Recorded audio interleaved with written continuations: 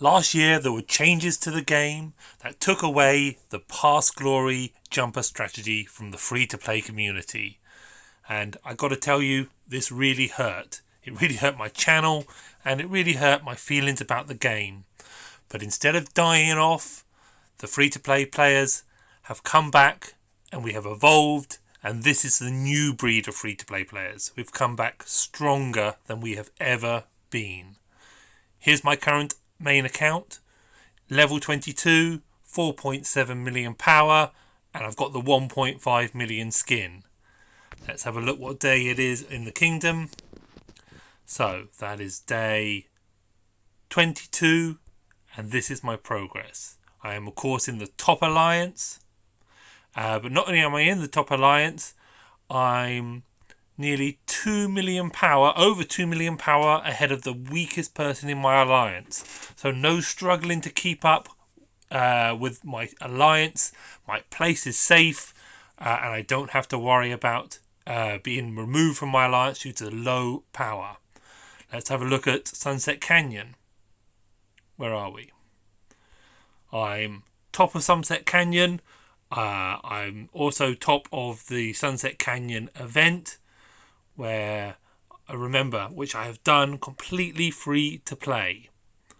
There's a reason why I'm able to do these fantastic things or keep up with the people in my kingdom, is because of the new sleeper strategy.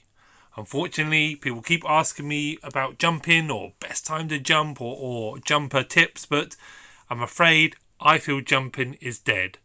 And I think the community, or the Rise of Kingdom free-to-play community, is starting to see this as well. I'm really proud that the strategy that I came up with has been picked up by some of the other YouTubers. So a massive shout out to Spartan Gaming, and a massive shout out to longtime friend of the channel, 12-inch PvE penis. They're absolutely fantastic, and like he says, jumping sucks. There's very little in it now for a free-to-play player, or for a solo jump free-to-play player. There's almost nothing in it. I mean, what is a sleeper account? If you're not familiar, instead of jumping, we now use the maximum migration period to make a new account. So this account started in 3046. 20 minutes later, it went to 3047. That was just to collect the redeem codes. There is a few points still left in jumping, and doubling the redeem codes is one of them. Once I was in 3047, I was able to get the Hidden Lotus skin, and by the time, although I started from almost 5,000 power, I was able to join the top alliance by the end. The sleeper strategy has not only been great for you as an individual, it's had some unforeseen advantages that I didn't think about at the time. The first is, when I eventually took the time to migrate to where I wanted to go, I had the opportunity of, waiting by the finish line of the kingdoms that I was looking at, and seeing who was the biggest, strongest, and who finished across the finish line, as opposed to that first 10 days in a kingdom when who knows who's going to be the top alliance, who knows if they're going to be able to build flags or not. Well, I could find out before I joined them. So I moved 10 kingdoms ahead. So instead of jumping, I migrated 10 kingdoms. I couldn't go to 3060. That was too far or outside of the 10 days older than my starting kingdom. And I scouted 3058 and 3059, and I didn't fancy or like what I saw, but I found a nice big alliance on 3057. But before I jumped, I did something within the game rules, so it shouldn't be frowned upon. I went through the top 20 players in 3047, and everybody that by their ID number, I could see that they'd be able to reach my target kingdom where I was going, and I invited them to join me. Some of them at first weren't keen, some of them had lots of questions, but I was able to offer them that they could do the altars and pass wands twice. and that sealed the deal for some. And for some of the whales, it was just whispering in their ear, have you opened a gold chest that you didn't buy yourself? Because that's what happens to some whales. They're sitting in an alliance and they are the alliance, which is no good. The whales should be with the whales. The strong pay-to-play players should be with the pay-to-play players. You can tell if an alliance is viable just at midnight when you open up. You'll see all these wooden chests, loads and loads of 3 wooden chests, and those are the people, of course, doing their cow. How do you say his name? Cow. And their Minamotos, getting their cow heads from those wooden chests, and you know you've got a viable alliance. Just for those that are interested in KVK Focus, so just to remind you, this is day 22, exactly nearly, and your alliance is ahead of this, which is 359, nearly 3. Let's call it 360 million, 108 territory, and 84 member spot. Then you are doing fantastic. This alliance is doing really well. So if you are ahead of that, you are doing amazing. Of course, to get to 84, you would need your research to have the greater alliance. But be careful with this. You're about to go into pass 2s. So don't savage your gold unless you're in a really strong position. Let's have a look at that. So this is a really good rule of thumb. So 21,000 alliance gold income in about 110 flags, which works out not far off 1 gold mine every 5 to 6 flags. So if you can do that, you're going to be heading into a really healthy alliance with really good gold income. Other than that, you're going to be begging people to gather gold if you don't control that. Let's have a little look now at the Sunset team.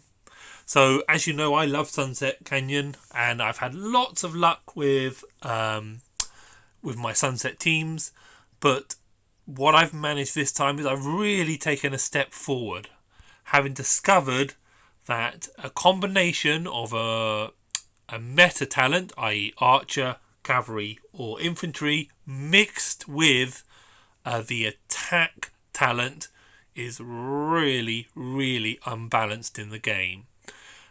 You might not think I've only spent a few talents here, but just wait till you read them.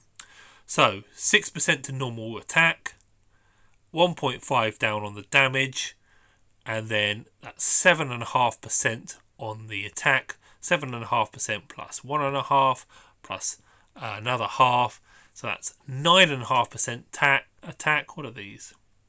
9.5% attack plus 6% and a reduction to damage. And when you mix this in with Archer, it's absolutely insane. So that's 3, 4, 5, 6, 7, 8, 9. That's just a straight up 10% attack plus another 1.5 to the damage on your normal attacks. It's incredibly difficult to outtrade this march, and it's made my city keeper really, really formidable, because of course he's got the tank talents up here mixed in with I haven't finished it yet, the extra damage to cavalry, and of course the exact same here, the 9.5%, the extra 6%. All it does mean though is it does reduce skill damage, but only by 3%. But of course I've put them with commanders that don't need the skill damage talent. He's with Cleo, and the archer here is with Imop, or whatever his name is, who doesn't use skill damage. So absolute breakthrough there on my Sunset team. Just the results I'm getting are insane. I should not be able to beat some of the marches I can beat. Well, you have to remember though, for those pay-to-play players watching, yes, Minamoto is a complete animal, but he's really built for destroying barbarian forts. He's not built for Sunset. He works in Sunset, but only as a superhero. He doesn't help the person next to him.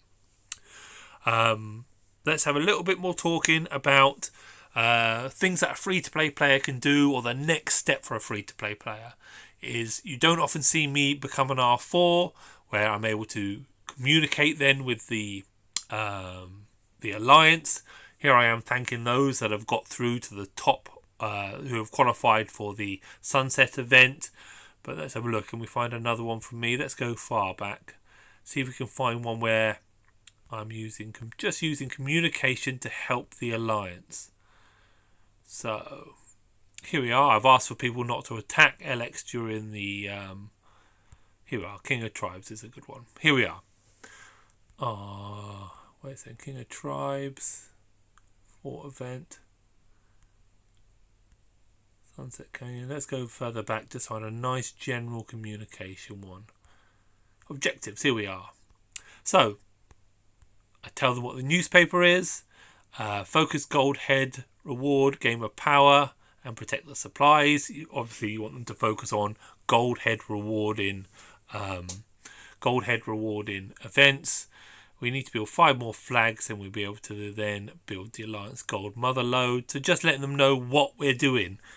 This is really important. You have leaders and saying, I've got 3 years experience. Well, share it with us. Share it with the new players. Some people don't know why are we going for 80 members. So we can do the Alliance Gold Mother Load. Why do we want the Alliance Gold Mother Load? Because we have people who are trying to do the Mightiest Governor event, and it's a ginormous advantage on the gathering day. Just share your information. And then let's go to recruiting. I don't think I've got any of my recruitment emails. Let's have a really look back here to somebody I might have tried to recruit. I'll find somebody here. There we are. Who's this? Nope. Here we are. I tried to recruit this guy. So I had it copy and paste. So hello, I'm trying to put together a KVK winning alliance, and just wanted to invite the over 4 millions from your thing. So nice basic message. Alliance is recruiting for is that. Gave them a few of our updates, which is, of course, I already know far better than anything they had in their kingdom. I let them know we've already gained power, and just said, if you're interested, let me know. And what you have to do, though, is if you've worked in sales, you just got to ask. Maybe you might have to ask 100 people, and only 10 come back to you, and then 2 migrate. But you've got to play the numbers. Just put yourself out there. I, of course, have got made scout accounts. Let's have a look. On all the... I have a level 8 scout in all the other kingdoms, so I can keep tabs on their power and how they're doing. Anyhow, let's just have a little chat about my account and what I'm doing. So I'm at level 22. I've got that precious 5th March. I've absolutely devastated my resources and my farm resources. But what I am now doing is stockpiling. So how is the stockpiling going? Wow. 1 24-hour, 3 8 hours, 58 3 hours, 349 hours, 981 30 minutes. Of course, a lot of those left over from the altar awards, and then over 1,005 minutes. So really looking quite healthy for when I'm ready to move on to my tier 4. But I'm not going to be doing tier 4 yet. I haven't finished mathematics because we're at peace, because I don't need the tier 4. I'm doing things in the right order, and that's of course getting mathematics to that precious 15%. And I would also like to get my VIP before I do my tier 4s to the next increase on the research speed, which is only 8,000 points away. But my VIP is moving quite nicely because, of course, Alliance gifts. Let's have a look if we can get some VIP here. That would be a great demonstration. No such luck, but there's 10 points. 50 there. 10 there. 50 there. 10 there. It all adds up. There's no... Oh, look at that. 4 gold keys from a silver. Very proud of that. That's incredibly rare. If you get 4 gold keys from a silver. I think I've had 5 gold keys from a gold before, but obviously I'm used to the VIP being a lot higher because, of course, you're much further into the game. because I'm not getting... Oh, there we are. Brilliant. 1,000 VIP from a gold chest. It's just ginormous for your progress, because I haven't got 1,000 gems to put in. Now, you may wonder what's happened to my gems. Remember, progress in Sunset Canyon is not just about your commanders. It's also about your equipment. So this item here, I have spent about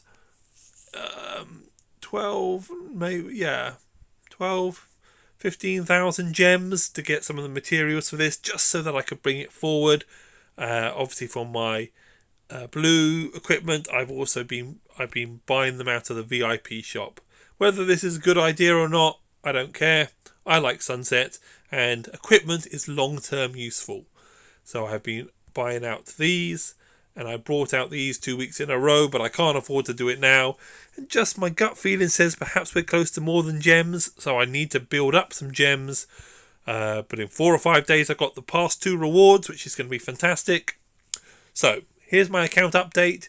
Here's what I think the new breed of free-to-play players looks like. Hope somebody enjoys this video. And big shout out to Spartan Gaming and 12-inch for taking on board the sleeper strategy and putting a shout out for me. It's really helped my channel. Fantastic to see.